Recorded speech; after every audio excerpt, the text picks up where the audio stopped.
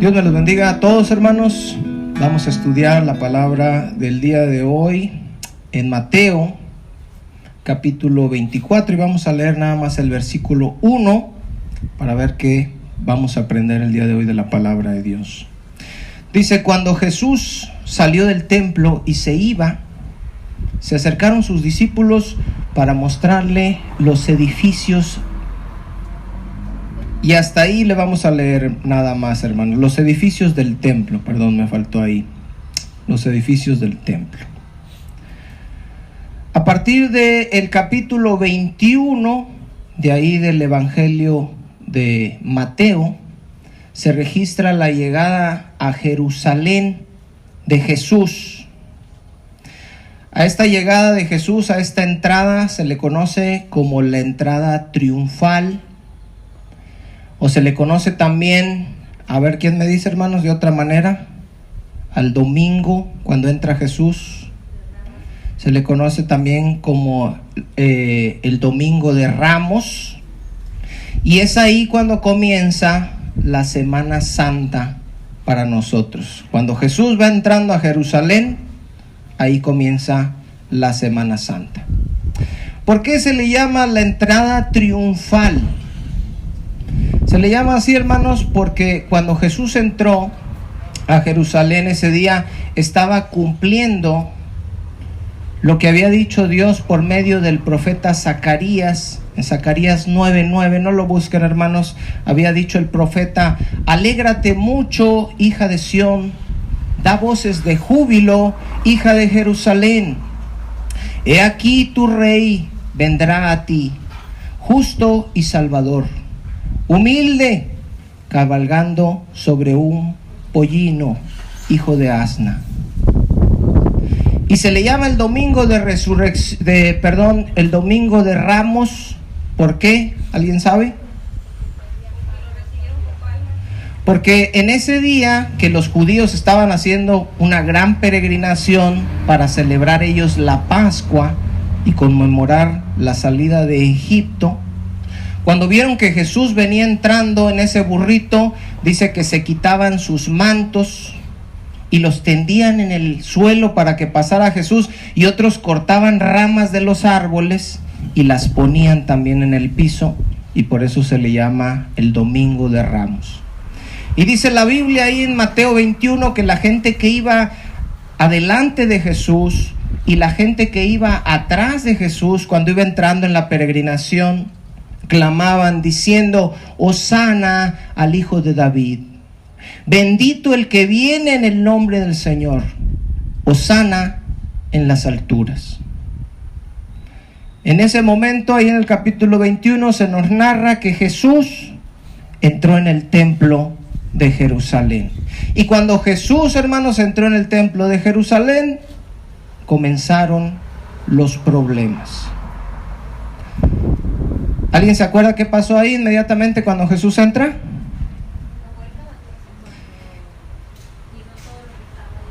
Jesús, hermanos, se llena de ira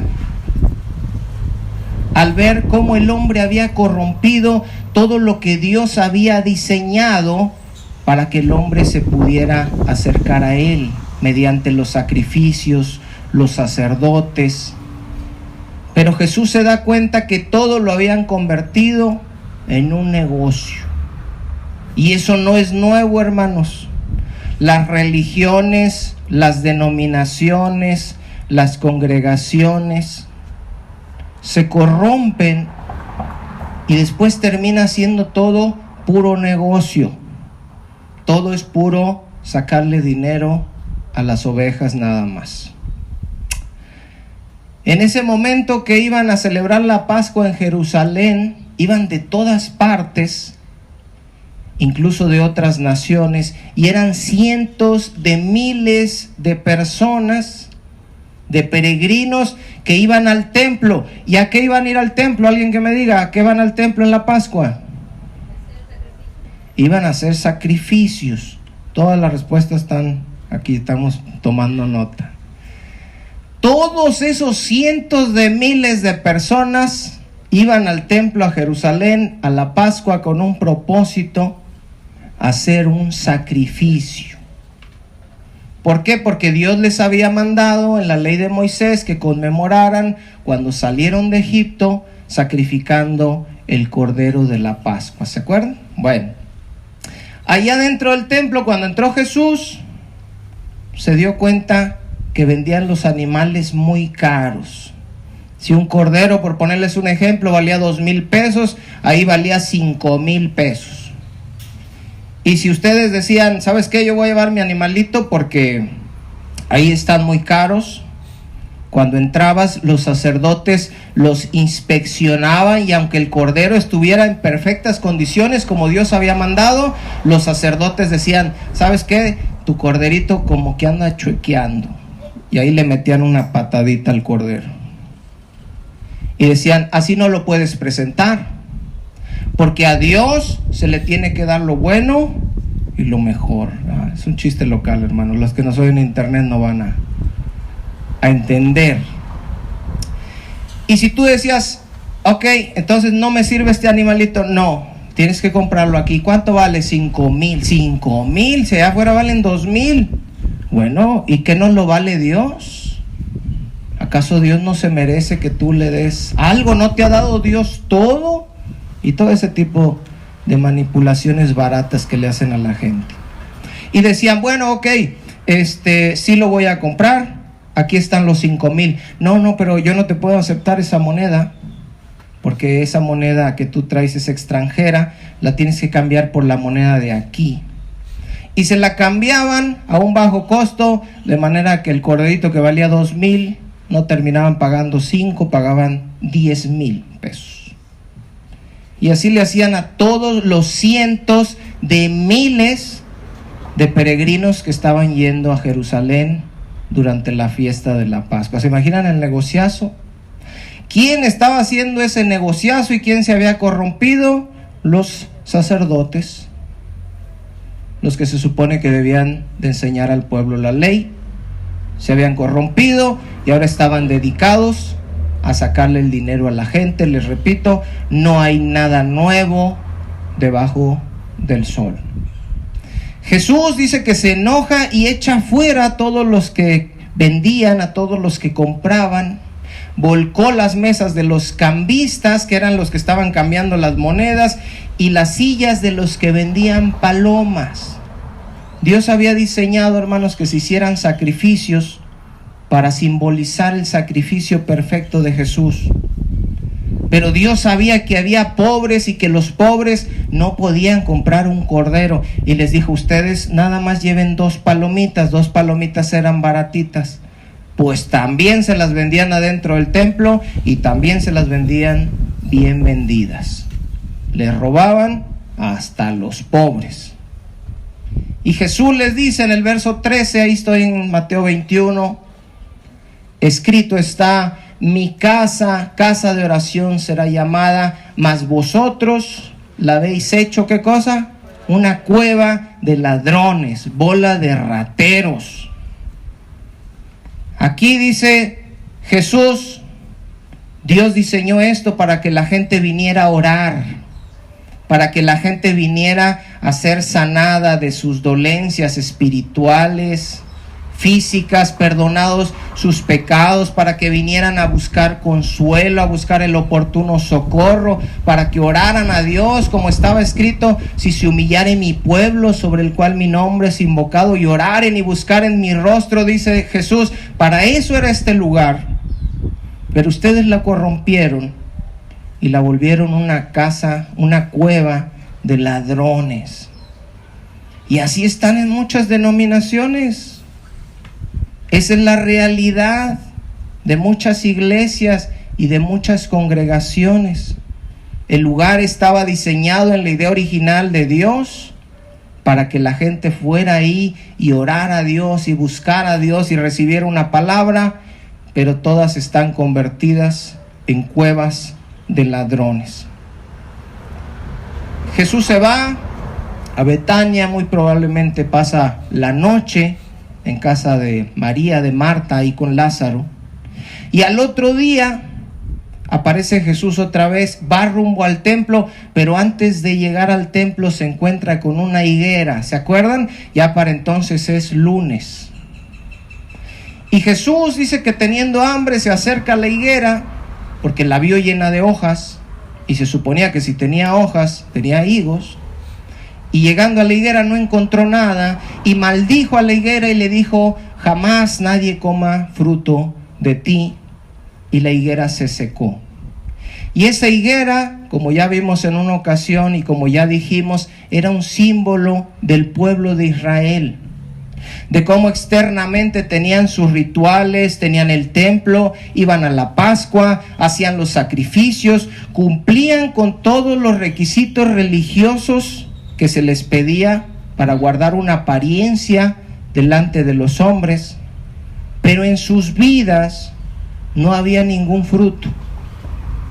No había justicia, no había misericordia, no había fe, no había amor, no había nada. Y esa es la triste realidad de muchas religiones, denominaciones y de muchas personas. Tienen una apariencia, tienen un follaje, tienen unas hojas, se ve como que son, pero Dios, que escudriña la mente, los corazones y que ve nuestro interior, sabe que en realidad muchos no tienen ningún fruto. Y después de eso vuelve a entrar al templo otra vez. Ya es lunes y Jesús está en el templo otra vez. Ojo con eso. Y estando ahí en el templo es cuestionado por su autoridad. Fíjense ahí, ayúdenme a leer. Estoy en Mateo 21, 23.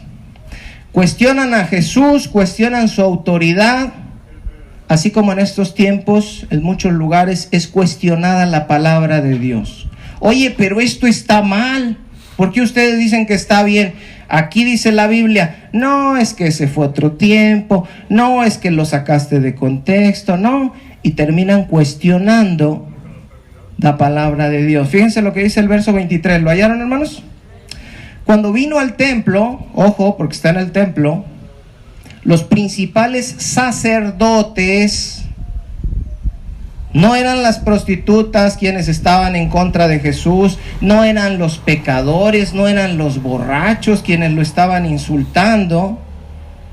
Todo el tiempo quienes lo persiguieron, quienes lo asediaron, quienes lo llevaron a la muerte, ¿quiénes fueron? Los principales sacerdotes, los escribas y los fariseos, los más religiosos, los conocedores de la Biblia. Esos fueron los que estaban en contra de él. Los principales sacerdotes y los ancianos del pueblo se acercaron a él mientras, ¿qué cosa? Enseñaba. ¿Qué estaba haciendo Jesús en el templo? Enseñando. ¿Qué estaba enseñando? La palabra de Dios. Y esto es importante meditarlo porque a veces muchas personas piensan que Jesús era un milagrero que andaba nomás, voy a hacer un milagro aquí, voy a hacer un milagro acá, hoy me levanté, tengo ganas de hacer muchos milagros, milagros. Jesús se dedicaba a enseñar la palabra de Dios, a predicar la palabra de Dios, a mostrarle a la gente el significado de las escrituras.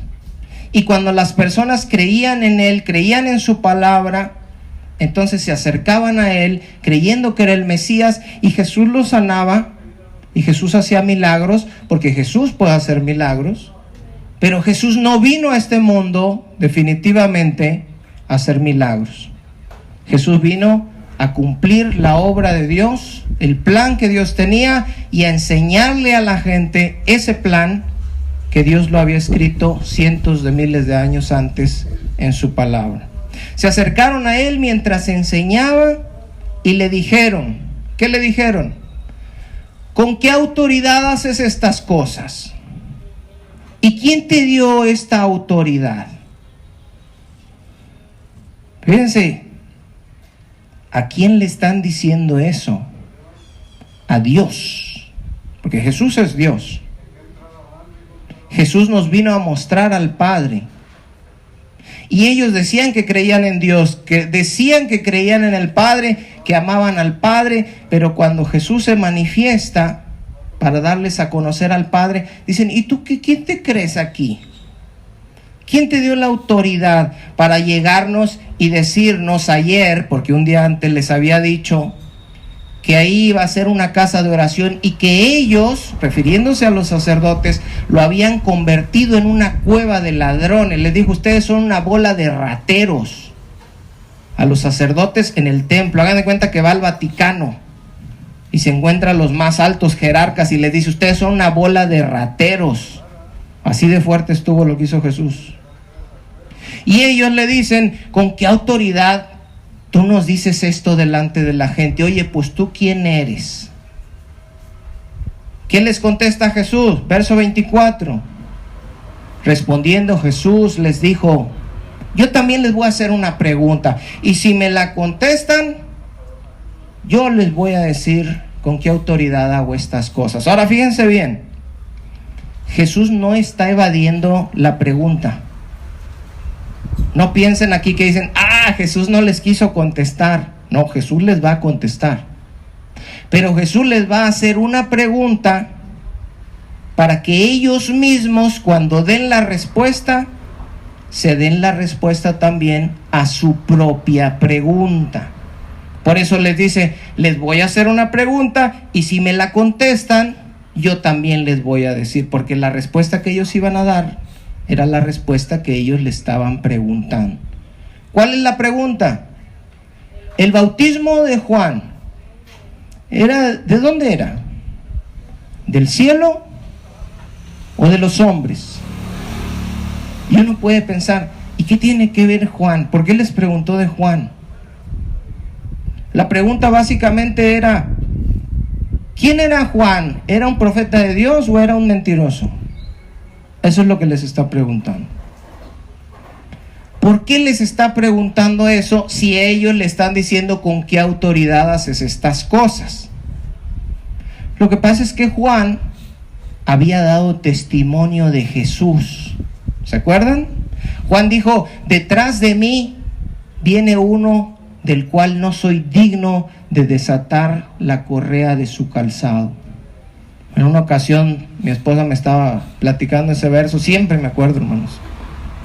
Y me dijo, como dijo Juan, detrás de mí viene uno del que yo no soy digno de desabrocharle las agujetas. Y le digo, pues traía tenis Jesús, ¿o qué? Desatar las correas de su calzado.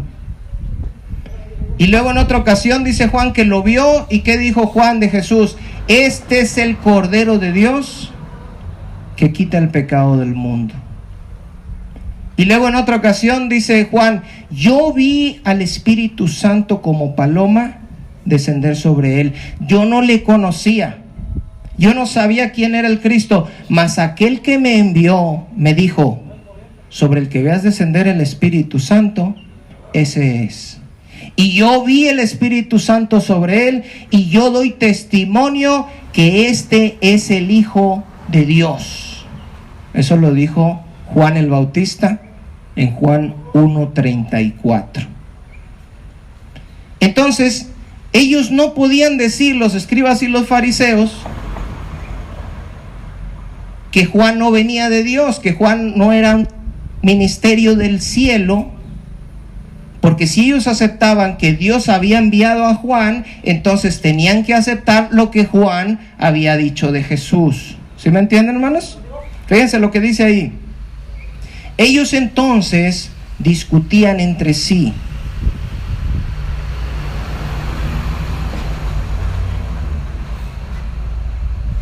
Ahí está, hermanos, que deje pasar el autobús. Ellos entonces discutían entre sí diciendo, si decimos del cielo, nos va a decir, ¿por qué pues no le creísteis? Es decir, si creían que Juan venía de Dios, ¿por qué no le creen lo que Juan está diciendo de mí? Que yo soy Dios. Y si decimos de los hombres, tememos al pueblo, porque todos tienen a Juan por profeta. Entonces los deja atrapados, voltean y le dicen a Jesús en el verso 27, No sabemos. Y Jesús les dijo: tampoco yo les digo con qué autoridad hago estas cosas. ¿Por qué no les dijo, hermanos? Porque no es que Él no les quisiera decir, sino que ellos no lo querían reconocer. Ellos sabían que Juan había venido de Dios y ellos sabían que Juan había dicho que Jesús era el Cristo. Pero si ellos decían: no, yo no sé, Juan, yo no sé en realidad si era verdadero o no, entonces estaban haciendo los locos, no querían creer en el testimonio de Juan porque no querían creer en Jesús. Y entonces Jesús les dice: si ustedes no quieren creer, no les voy a decir con qué autoridad hago yo estas cosas. Es como si alguien a mí me pregunta, hermanos: oye, ¿y tú predicas y a ti quién te nombró o qué? Porque de repente se dan esas cuestiones. Yo he visto comentarios en videos católicos que dicen: ¿y ese pastor quién lo nombró? ¿De dónde salió? Yo les puedo preguntar. A ver, les voy a hacer una pregunta. ¿A Juan quién lo mandó a predicar? ¿Dios o los hombres? ¿Dios lo mandó? Pues a mí también me mandó Dios. A Juan no lo nombró nadie, a Juan no le dijo: tú vas a ser pastor, te vamos a enviar aquí y acá. No tiene nombramiento, no tiene nada, pero lo mandó Dios. Y así Jesús también dice: Dios me mandó y Juan dio testimonio de mí. En el capítulo 22, hermanos, ahí le pueden dar vuelta y yo nomás les estoy diciendo rapidito el contexto, lo pueden leer en su casa. Se le juntan a Jesús los herodianos, los saduceos y los fariseos. Los herodianos llegan y le preguntan: ¿es lícito dar o no tributo a César? ¿Se acuerdan? Los saduceos, que creían que no había resurrección, le dicen a Jesús: a ver, la ley dice que si un hombre muere sin dejar descendencia, su hermano se case con su cuñada para dejar descendencia. Supongamos que un hombre murió y luego se casó el cuñado y luego murió y otro se casó y se casaron los 7. Al final, ¿de quién va a ser esposa? Lo estaban cuestionando, estaban menospreciando la palabra, estaban buscándole errores y buscándole peros a su ministerio. Uno de los fariseos le dice: a ver, ¿cuál es el mandamiento más grande? Y todo lo que les preguntaban a Jesús, como Jesús es Dios, Jesús se los contestó. De manera que dice ahí a finales del verso del capítulo 22, que ya nadie más osó preguntarle nada, porque se dieron cuenta de la sabiduría que él tenía. Capítulo 23, ahí le pueden dar vuelta. Jesús sigue en el templo. Ya para entonces ya es martes. ¿Cuántos días lleva Jesús ahí en el templo, hermanos? 3, domingo, lunes y martes. Y en este capítulo 23, Jesús está molesto. Y Jesús le habla a la gente ahí en el templo acerca de la hipocresía de los escribas y de los fariseos. Y repite en ese capítulo 23 7 veces la frase: ay de vosotros, escribas y fariseos, hipócritas, porque ni entran al reino de los cielos, ni dejan entrar a los que están entrando. Porque diezman el eneldo, la menta y el comino, y dejan lo más importante de la ley, la justicia, la misericordia y la fe. Porque parecen sepulcros blanqueados, que a la verdad delante de los hombres se ven hermosos, pero por dentro están llenos de huesos de muertos y de hipocresía. Y termina ese capítulo 23 reprochándole al pueblo cómo han matado a todos los profetas que Dios les ha estado enviando para volverlos al camino. Y dice ahí el versículo 37 del capítulo 23: Jerusalén, Jerusalén, que matas a los profetas y apedreas a los que te son enviados. ¿Cuántas veces quise juntar a tus hijos como la gallina junta sus polluelos debajo de las alas, y no quisisteis? He aquí vuestra casa os es dejada desierta. ¿Por qué les dice eso, hermanos? He aquí vuestra casa os es dejada desierta. Es cierto que lo puede decir en cierto sentido por la destrucción que iba a venir aproximadamente 40 años después, donde iban a destruir el templo, donde iban a llevar cautivo al pueblo y donde iba a morir mucho otro pueblo. Pero no lo está diciendo por eso, porque lo iban a matar, dice Clarice. ¿Quién más? He aquí vuestra casa es dejada desierta. Jesús les está diciendo, hermanos, yo ya me voy de aquí. He aquí vuestra casa es dejada desierta. Aquí su templo gigante, bonito, que según es para Dios, pues yo ya me voy.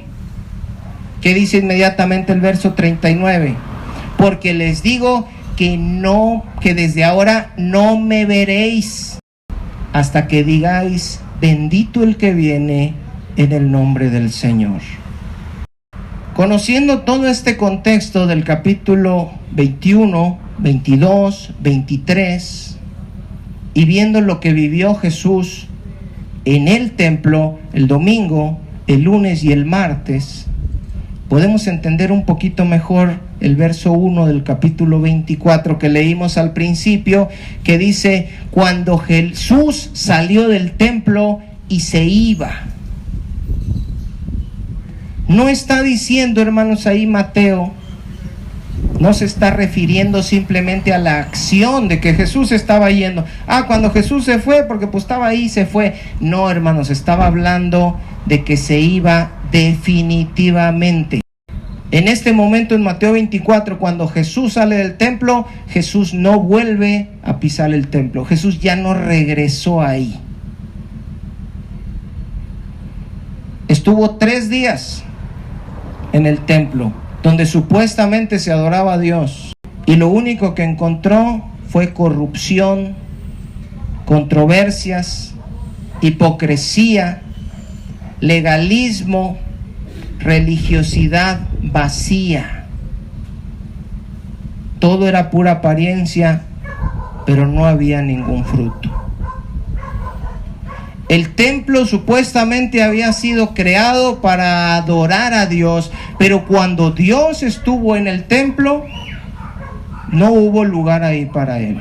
Nadie lo quiso adorar. Eso porque cuando Jesús nació, ¿se acuerdan lo que dice ahí Lucas? Que no hubo lugar para Él en el mesón.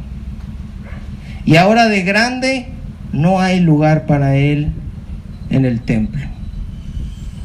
Era el templo de Dios, era el templo de Él.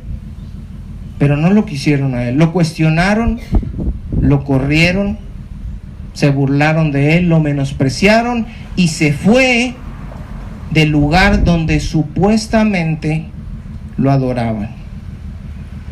Yo me acordaba de esta escena cuando estaba estudiando. En una ocasión oí una historia, no sé si ustedes la llegaron a oír, de aquellos años donde en Estados Unidos había iglesias nada más para blancos. ¿Se acuerdan? No se podían mezclar los blancos con los negros o las personas de color, no sé cómo quieran que se les llame en estos tiempos.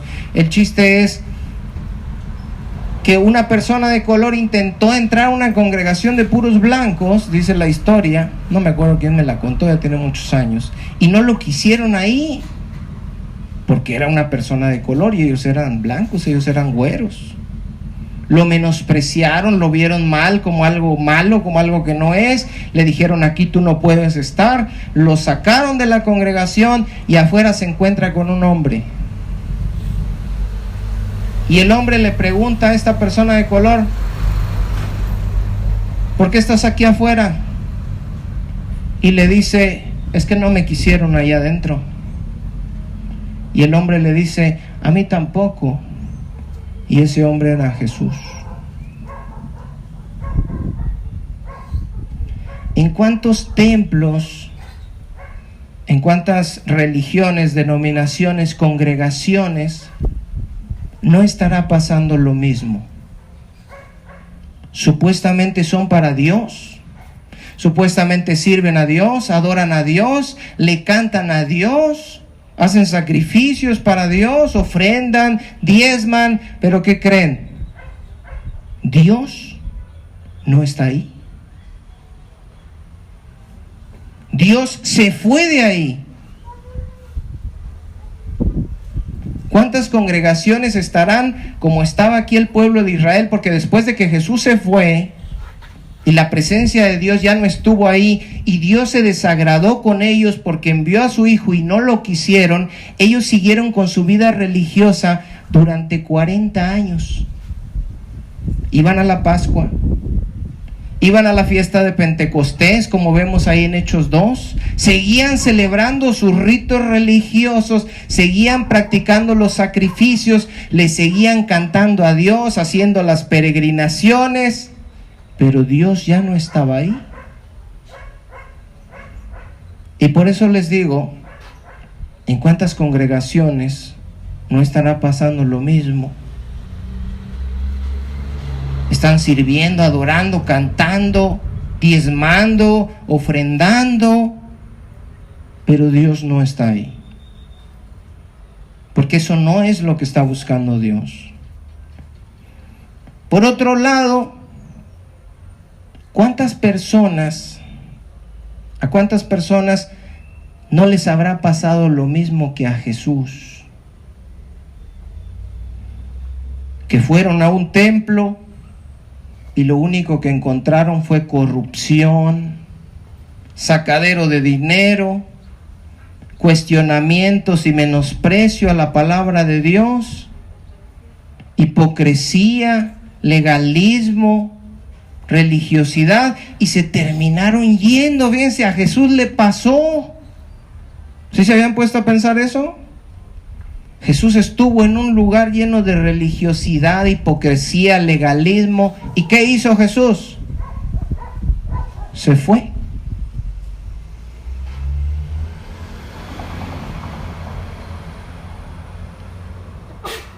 Ahora, notemos que cuando decimos que Jesús se fue, no estamos hablando de cualquier templo. No es que Jesús se fue de una congregación chiquita, Jesús se fue de una denominación X. Jesús se fue para nunca más volver, molesto del templo de Jerusalén. Estaba recubierto en oro y mármol. Tenían a los sacerdotes descendientes de la tribu de Leví. Tenían un sumo sacerdote que venía de la descendencia de Aarón. Tenían los sacrificios, la ley de Dios, y todos ellos eran descendientes de Abraham. No existe ninguna religión ni denominación que pueda argumentar mayores privilegios que esos. Y aún así, los judíos, teniendo todos esos privilegios, a Jesús no le importó y se fue de ahí. ¿Por qué? Porque Él no era el Dios que ellos querían. Al igual que en la salida de Egipto, en el Éxodo, el pueblo se hizo un Dios. Se hizo un becerro de oro, le llamó Jehová, pero no era Jehová. Y hay un montón de congregaciones donde dicen, yo amo a Dios, pero no es Dios. Yo sirvo a Dios, pero no es Dios. Yo conozco a Dios, pero no es Dios. Yo amo a Jesús, pero no es Jesús. Le llaman Jesús, le llaman Dios, le llaman Jehová, pero es otro falso que ellos se hicieron en su religión, y todos sus ritos religiosos que están practicando son en vano, porque al final van a ser destruidos. Ahora, los discípulos, fíjense bien, se dan cuenta de cómo iba Jesús molesto, de cómo Jesús estuvo en el templo y cómo les dijo en el capítulo 23 un montón de veces, hipócritas, mataron a todos los profetas, yo ya me voy de aquí. Y se fue, y cuando se estaba yendo, los apóstoles, muy probablemente preocupados, oye, que se está yendo del templo, ¿y a dónde va? Vamos a ver, ven, dile, vamos, vénganse. y se le acercan para tratar de hacerlo recapacitar. ¿Y qué dice el versículo 2? Se acercaron, dice en el 1, sus discípulos para mostrarle los edificios del templo. Es decir, los apóstoles le están diciendo: hey Señor, no te vayas. Mira nomás aquí, qué chulada está aquí este templo. ¿Cuándo nosotros, si nos vamos, tú con nosotros 12, ¿cuándo vamos a tener este templo recubierto de oro, con mármol, con sacerdotes de la tribu de Leví, con sumos sacerdotes descendientes de Aarón, con los instrumentos que estos tienen, mira la gente que viene, ya viste cuántos vienen ahí, y tú te quieres ir de ahí? Y a mucha gente le cuesta salirse de donde está. Una vez nos dijo un señor: pues es que ahí donde yo estoy en mi religión, ahí van casi todos. Pues no, porque ahí estén todos, ahí está Dios. ¿Y qué les dijo Jesús? Verso 2. Respondiendo él les dijo: ¿ven todo esto? ¿Ven ese oro? ¿Ven esos edificios? ¿Ven esos gente que está con los sacrificios y la gran mercadería y la majestuosidad del templo? Vean todo esto, les dice. De cierto les digo que no va a quedar aquí piedra sobre piedra que no sea derribada. Pregunta: ¿dónde está ese templo hoy, hermanos? ¿Dónde está el templo? Si ahorita vamos a Israel, si ahorita vamos a Jerusalén, ahorita nos subimos todos en un viaje y llegamos, yo quiero ver el templo ahí que está de la Biblia, el de Salomón, y que no hay nada ahí. Los edificios que le mostraron a Jesús no están. El oro, el mármol, el esplendor, la grandeza de ese lugar, no quedó nada como Jesús había dicho. A Jesús no le importa, hermanos, a Jesús le tiene sin cuidado qué tan grande está el templo donde nos congregamos. Porque al ser humano le encanta hacer templos grandes, más caros. Vamos a ponerle el mármol, vamos a hacerlo de 2 pisos, vamos a poner las bocinas aquí arriba, vamos a ponerle al altar una piedra y oro, y vamos a buscar cosas para adornar nuestro templo y hacerlo cada vez más grande, cada vez más bonito. A Dios no le importa en lo más mínimo qué tan grande y qué tan bonito está el templo donde te congregas. No le interesa. Porque luego todavía esos fariseos y escribas hipócritas, a la hora de ampliar sus templos y de agrandarlos y de adornarlos, disfrazan todo diciendo: lo vamos a hacer, ¿qué cosa? Para la gloria de Dios. Hipócritas. Lo quieres hacer para ti, para tu orgullo, para tu beneficio, para jactarte de lo que hiciste. No es para la gloria de Dios. Ese templo donde Jesús está saliendo estaba recubierto de oro, mármol gigantesco, como jamás nadie va a poder construir un templo igual de ninguna denominación. Nadie va a poder hacer un templo así como ellos. ¿Y a Jesús le importó? No le importó, dijo: vámonos de aquí, esto no sirve. Pero Señor, ¿no estás viendo la chulada de templo? Todo eso se va a destruir. Son piedras muertas. A Dios lo que le interesa es que sea edificado su templo, su casa espiritual, que está formada por piedras vivas. Y esas piedras, ¿quiénes son? Nosotros. Ustedes son los que le importan a Dios. ¿Cómo estás tú? No cómo está donde te congregas tú. Eso no le importa a Dios. Señor, aquí tiene oro, sepulcro blanqueado, te va a decir Dios. Te metes a un lugar recubierto de oro, eres como una tumba, afuera está limpiecita. ¿Cómo está de adentro? ¿Cómo estás tú? Tu corazón, tus pensamientos, las intenciones de tu corazón, eso es lo que le interesa a Dios. ¿Cómo está el templo donde te congregas? Eso no le interesa. Y si lo llegan a ampliar y agrandar y ensanchar, no es para la gloria de Dios. ¿No se deben hacer entonces templos grandes? Sí, si hay la necesidad, si ya no caben en donde están, pues amplíenlo. Pero buscar lujos excesivos, eso ya es otra cosa. El templo iba a ser destruido. El templo iba a ser quemado como una muestra del fuego eterno que va a venir sobre todos aquellos quienes tengan su religión, quienes practiquen sus ritos como hacían los escribas, fariseos, sacerdotes, ancianos, hipócritas, pero que rechazaban a Dios, rechazaban su palabra, rechazaban su señorío. Así como fue destruido el templo y quemado, así vas a ser quemado tú si vives en una religión vacía y si toda tu vida es pura apariencia. Ahora, para terminar, Dios vino a morar en nosotros, porque nosotros, como dijimos ahorita, somos su templo. ¿Verdad que sí? No sea, hermanos, que Jesús nos vea llenos de corrupción, hipocresía, religiosidad, maldad, y se termine yendo y nosotros seamos destruidos.